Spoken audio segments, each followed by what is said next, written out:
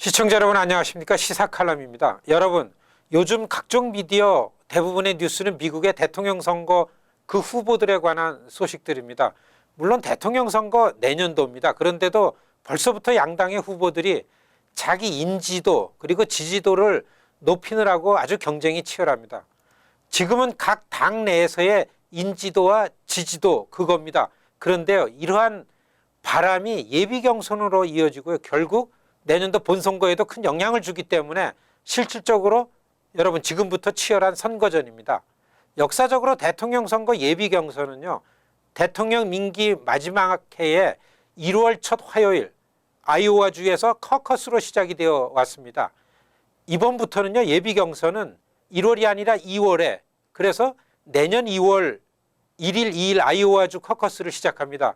2일 날은 민주당이고 공화당은 2일이고 민주당이 1일 날 실시합니다. 이게 아이오와 커커스입니다.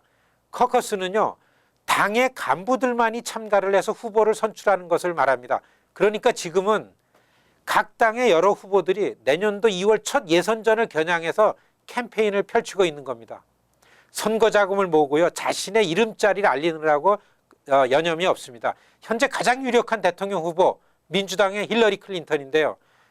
여러분, 지금 알려지는 바로는요, 내주 중에 맨하탄의 어느 한인의 자택에서요, 아주 프라이빗하게 고액의 모금 파티가 열릴 계획이라고 그렇게 들리고 있습니다. 아마도 1인당 수천 달러 기부를 해야 그 파티에 참석할 수 있고, 그래서 후보와 직접 얘기도 나눌 수 있고 사진도 찍고 그런 기회가 있을 것 같습니다. 지난번엔 한인들도 후원을 하는 여러분 공화당의 제프시 후보 있잖아요. 그분이 아시안을 겨냥해서요, 그것도 한인들을 지칭해서 아주 비하하고 조롱 섞인 그런 발언을 하기도 했습니다. 선거 기간 중에 절대로 그냥 우리가 돈을 기부하지 마시길 바랍니다. 반드시 후보에 대해서 평가하고 기대하고, 그리고 그러한 메시지를 옳게 전달하면서 우리가 돈을 대주고 그리고 후원하고 그래야 될 것입니다. 정치 참여의 핵심은 공동체적인 입장을 가질 때, 그럴 때 힘이 생기는 겁니다. 여러분, 지금 이러한 대통령 선거전에서요, 공화당에 20여 명 후보가 있는데 그 가운데 부동산 개발 그리고 부동산 투기로 떼돈을 벌은, 아시죠? 도널드 트럼프. 지금 그가 엽기적인 수준의 캠페인을 펼치면서 뉴스를 독점하고 있습니다. 그렇지만 지금 그 누구도 도널드 트럼프가 차기 미국 대통령이 된다고 여기는 사람은 없습니다. 그가 공화당 내의 지지도가 1등이니 일반 시민의 눈으로 보자면 정말로 이 판의 공화당도 개혁이 필요하겠다 하는 그런 설명입니다. 2010년도의 중간선거에서 공화당을 흔들었다 놨던 티파리라는 대중외곽이 있습니다. 바로 이런 현상이 또 나타난 거라고 설명이 될 수 있습니다. 그래서요, 이번엔 트럼프를 지지하는 극보수 공화당원들이 지금 정치권을 조롱하고 있는 수준이다, 이렇게 이해할 수도 있습니다. 전문가들은요, 공화당이 지금 개혁을 하지 않으면 안 된다, 유권자의 강력한 요구가 이렇게 나타난다고 평가합니다. 여러분, 민주당도요, 지난 2000년대를 생각하면 이해가 갑니다. 1990년대 나타난 클린턴 대통령 두 번이나 대통령 하면서요, 공화당의 정체성을 무너뜨렸습니다. 인기는 많았지만 공화당이라는 울타리가 무너졌습니다. 이럴 때에 공화당의 정체성을 부르짖는 후보 2000년도 빌 브래들리 나타났습니다. 그리고 바람을 좀 일으켰는데 2004년도 마침내 민주당의 개혁의 깃발을 들고 나온 사람이 기억하실 겁니다. 하워드 딘입니다.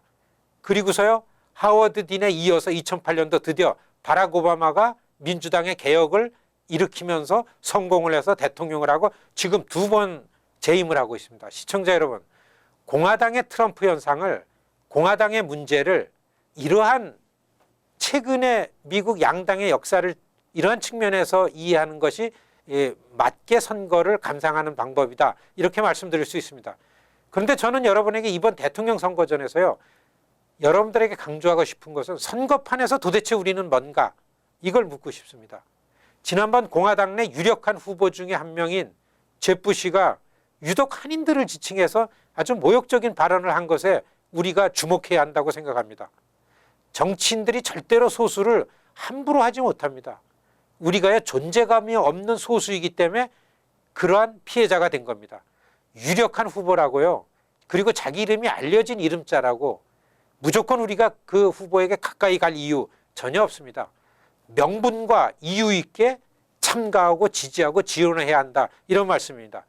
연방선관위의 데이터를 보면요, 미국 정치인들을 위한 한인들의 기부가 결코 적은 액수가 아닙니다. 그럼에도 이렇게 무시당하는 원인은요, 거의 모두가 개인적 차원에서 기부를 하고 이름자가 높다, 그 사람 가까이 가는 심리적인 안도감만 갖고서 후원회를 만들고 후원을 하기 때문에 우리가 집단적으로 이렇게 무시당하는 그런 경우를 갖습니다.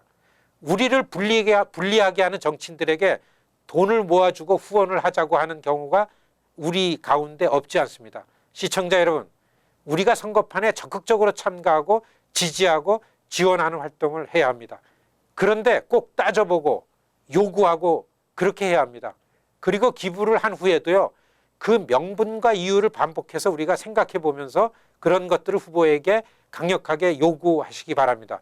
여러분, 정치인에게 똑똑하게 기부를 해야 한다고 생각합니다. 감사합니다.